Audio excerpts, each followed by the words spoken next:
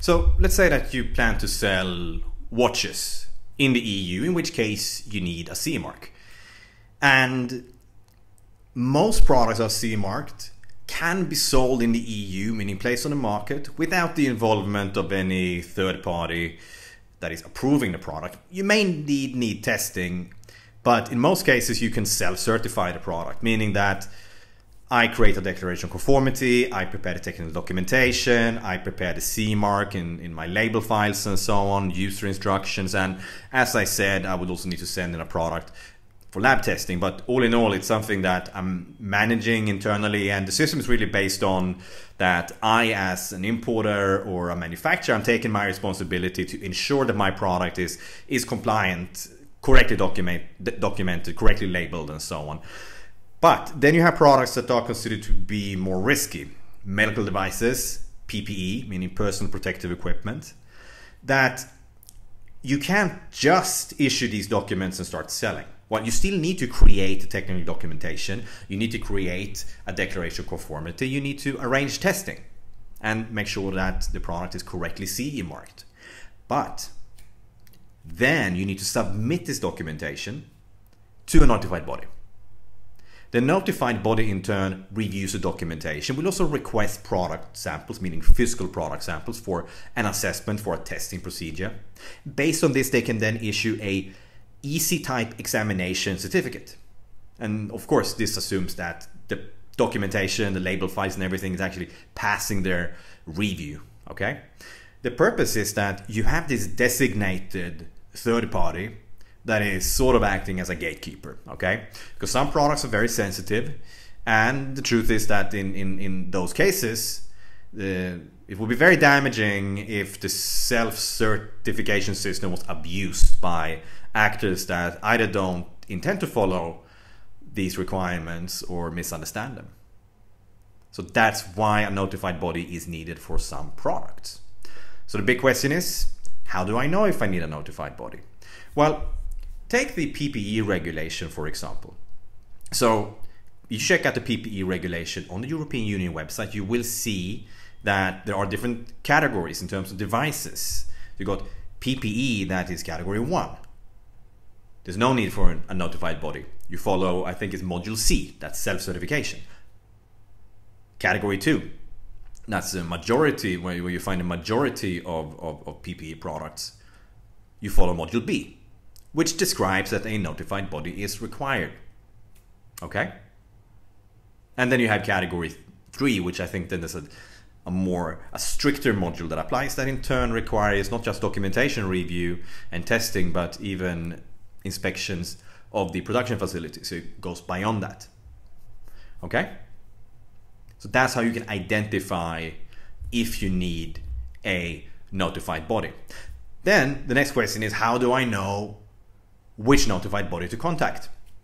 Recently we worked with a Danish company to research PPE regulations for a certain type of product, for a product collection, and they prefer to work with a notified body in Denmark. Again, this is public information. You can actually find a complete list of all notified bodies in the EU on the European Union website. And on the EU website, you type in the regulation and the country. Denmark, PPE regulation identifies Intertek as the notified body. Okay, so it's often private companies, well, public companies in some cases, but not government entities necessarily. I think that is the case in Sweden, actually, for some reason, where I come from. But in most cases, you will find that it's Intertek, Bureau Veritas, and so on, that are designated notified bodies for certain regulations. Your next step is then to contact the notified body and request a quotation. Once that is done, you can start submitting documentation and product samples. They can then begin the process, the examination procedure, according to the module that applies in the regulation that applies. Okay. One challenge you might find, and something that we encountered, that was working with a Swedish customer, they also had a product that fell or falls within the PPE regulation. So naturally we identified a PPE notified body in Sweden, this concerned protective footwear. We contacted them, which them in this case is RISE, And it turned out that indeed they are the PPE notified body in Sweden, but they don't cover footwear. So in this case, they directed us to the notified body for PPE in Finland, which is SGS. And apparently they could not just do PPE testing, but also protective footwear, okay? So what I'm getting to is that despite the fact that they might be the designated notified body for a certain regulation, it could be medical device, it could be PPE, it doesn't guarantee that they cover everything that is categorized as PPE or as a medical device in these two examples, right? And what this means is that you may need to look for a notified body outside of your target country. But that's not necessarily an issue. Again, you can find all of this information on the EU website. There's also one more situation when you will need the involvement of notified body. Actually, there may be more than one, but at least one that I know of.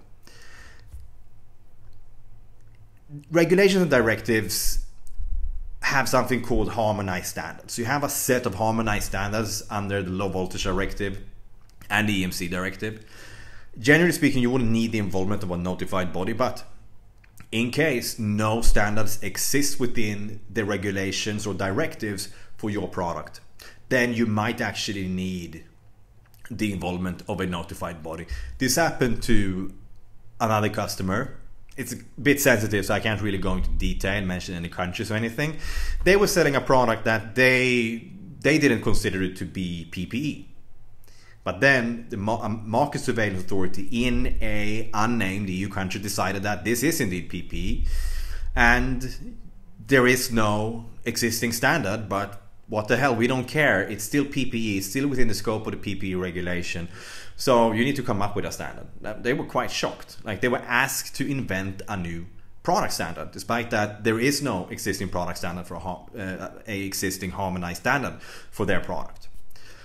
And this in turn, as there were no harmonized standard in existence, they were requested to involve a notified body. So I think it turned out to be quite expensive for them. Okay, if you have other questions about notified bodies, then you can type in a question in the comment section on our website on compliancegate.com, or you can write a comment on our YouTube videos, and of course subscribe.